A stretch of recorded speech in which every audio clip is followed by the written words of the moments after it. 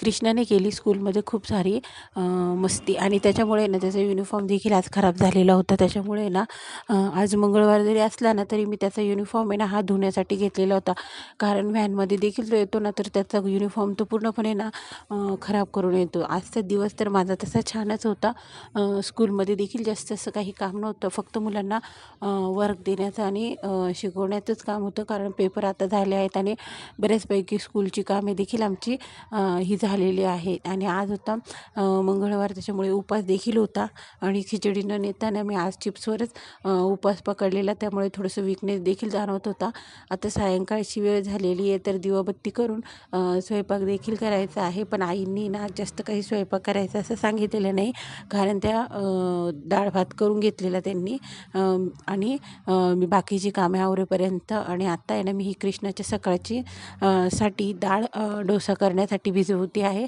तांदूळ डाळ, मुगाची डाळ अशा सर्व मिक्स डाळींचा डोसा मी उद्या सकाळी त्याला नाश्त्यामध्ये करून देणार, जेणेकरून तो टिफिनला पण ते घेऊन जाईल. कारण लहान मुले म्हटली की त्यांना टिफिनचा तर एक प्रश्नच असतो. बऱ्याचदा आहे ना तो टिफिन फक्त फिरवून आणत असतो. मला तर त्याची खूप काळजी लागून राहते.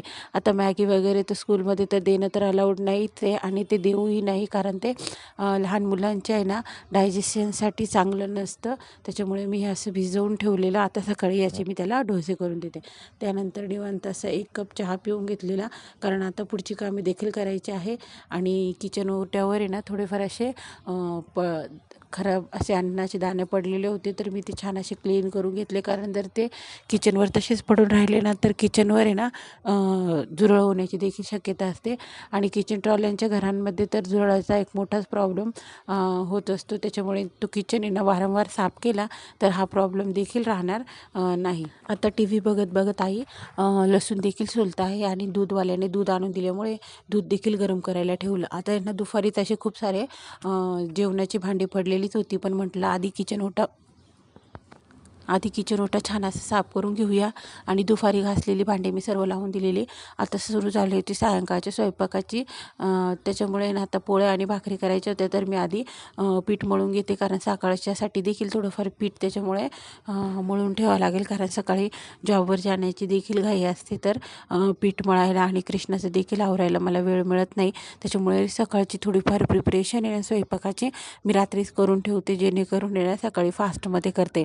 आता सकाळी म्हटलं की सकाळी बायकांना आहे ना स्वतःला आवरावं की घराला आवरावं हे कळत नाही.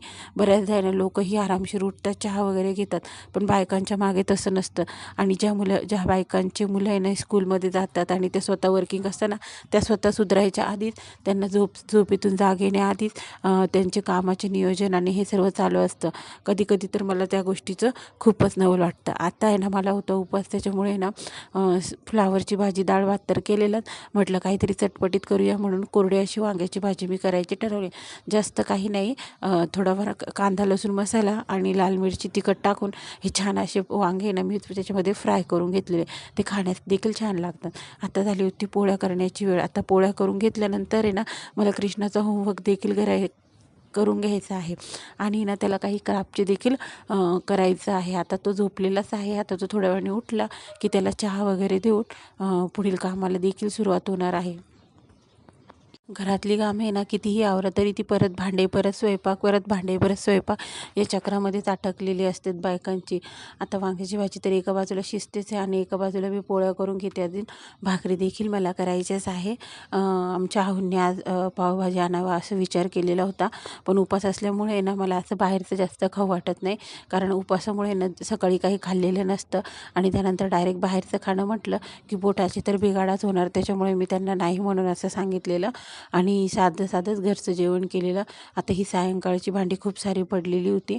म्हटलं चला स्वयंपाक आवरला आहे तर ही सायंकाळची चहा पाण्याची म्हणतात, पण ही चहा पाण्याची कसली, खूप साऱ्या भांड्यांचा हा ढिगच होता. तर मी त्याच्यामुळे ना तो सगळं आवरून घेतलेला.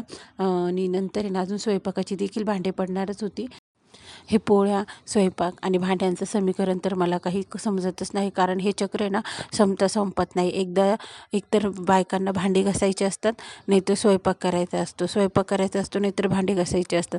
हे चक्र आहे ना कंटिन्यू चालू असतं. त्यानंतर कृष्णाचं जेवण वगैरे झालेला आणि तो पुन्हा वरती आला. आता त्याला झोपायचं नव्हतं. स्कूलमध्ये खूप सारा दंगा करून तो थकलेला आणि खूप वेळ जास्त झोप देखील त्याची झालेली होती. तर असा होता माझा